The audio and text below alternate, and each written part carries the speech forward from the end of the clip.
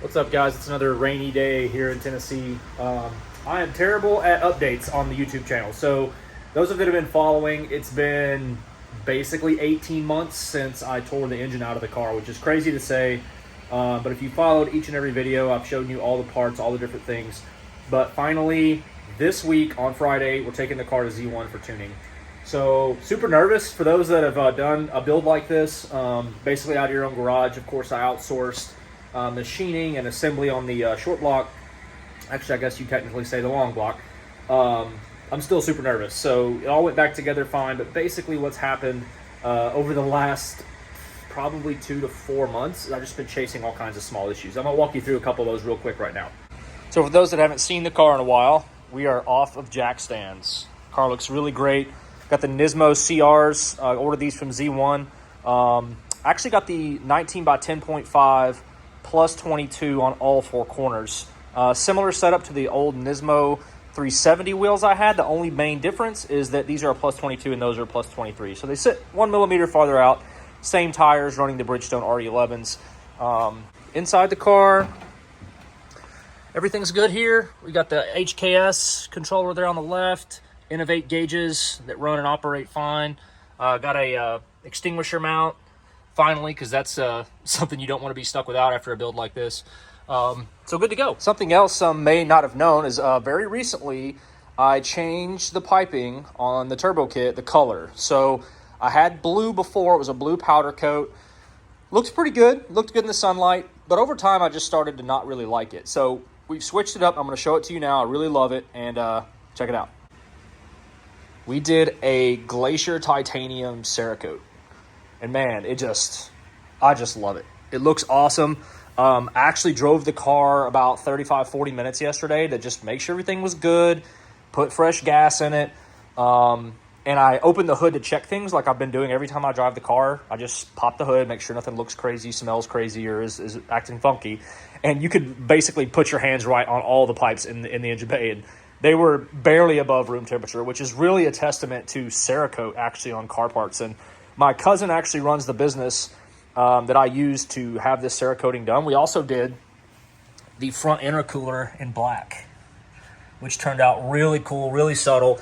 And it's actually not just a standard black. It is a Arctic black from Cerakote, and it's a heat dissipating coating. So it'll actually help, in theory. I guess I haven't seen a lot of studies and things on that, but what you don't really want to do is obviously put a powder coat or something thick on an intercooler. You want that intercooler to dissipate the heat. So looks cool, looks stealthy, also should function quite well.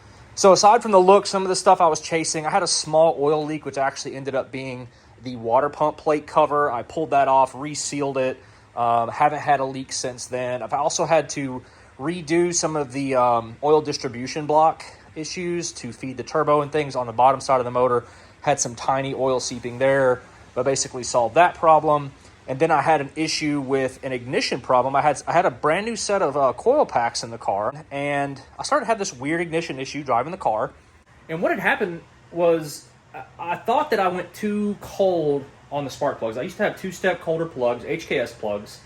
And I was like, man, maybe the gap's not tight enough. So I pulled them out, re-gapped them, still had the same issue. Basically what was happening is as soon as the car made anything over about 2 pounds of boost, it would stutter really bad. And it just wouldn't run right. It wouldn't go. I couldn't push past it, and I didn't want to push the car too hard because still a fresh motor, still not fully tuned.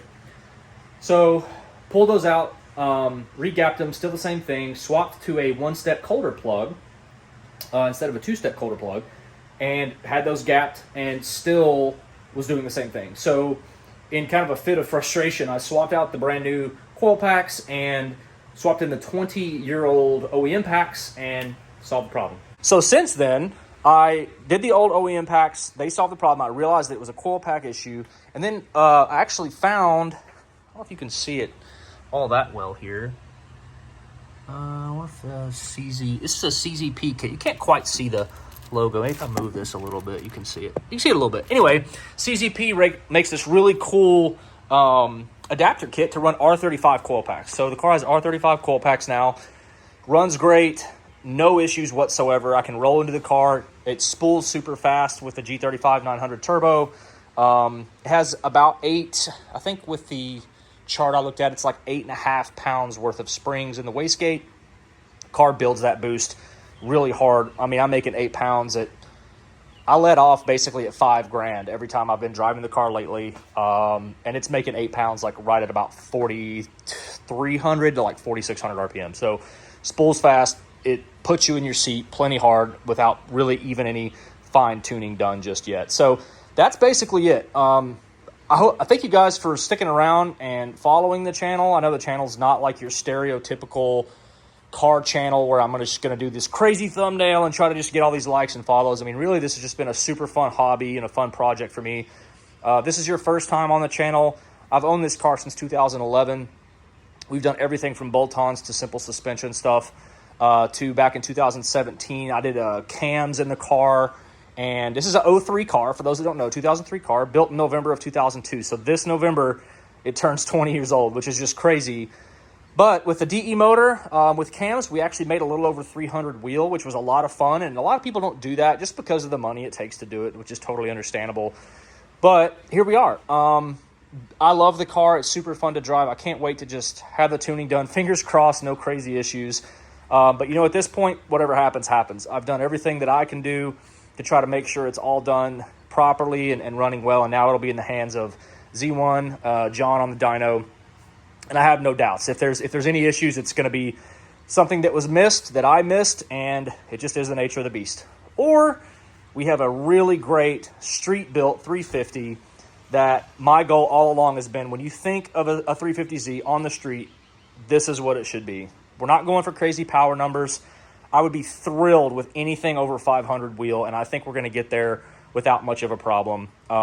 Maybe we'll get lucky. We'll make a little more. Maybe we'll get close to 6, maybe a little over 6. We're going to stay on a pump gas tune. We're not going crazy with E85. I don't have a good source for E85. And also the car sits. So I have, you know, a full-time job, and I'm going and doing different things. I have other hobbies, and I'm just not always driving the car. Don't want to leave E85 sitting in it. So we're going to do pump gas on wastegate plus the boost controller, add a little bit more to it for whatever's safe. And then we're going to do a little bit of boostane in the tank, just turn the octane up a little bit and see what it'll do. I think my limiting factors, kind of twofold.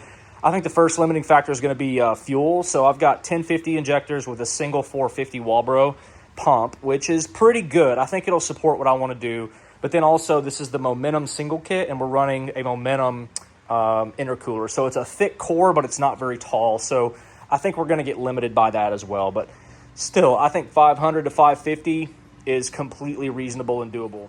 So guys, that's basically it. It's a real quick update. I don't have a lot of driving videos yet because, like I've told you, I've been chasing issues and problems all throughout. I've done a few idle videos and some short things on the channel just to kind of show you guys the car still running. Haven't sold it. It hasn't blown up yet. Fingers crossed, knock on wood. Pray to your nearest shooting star. But I think Friday is going to be great. I'll have another update. I'm going to try to film as I go. I think Z1 might have some extra footage that I can use too.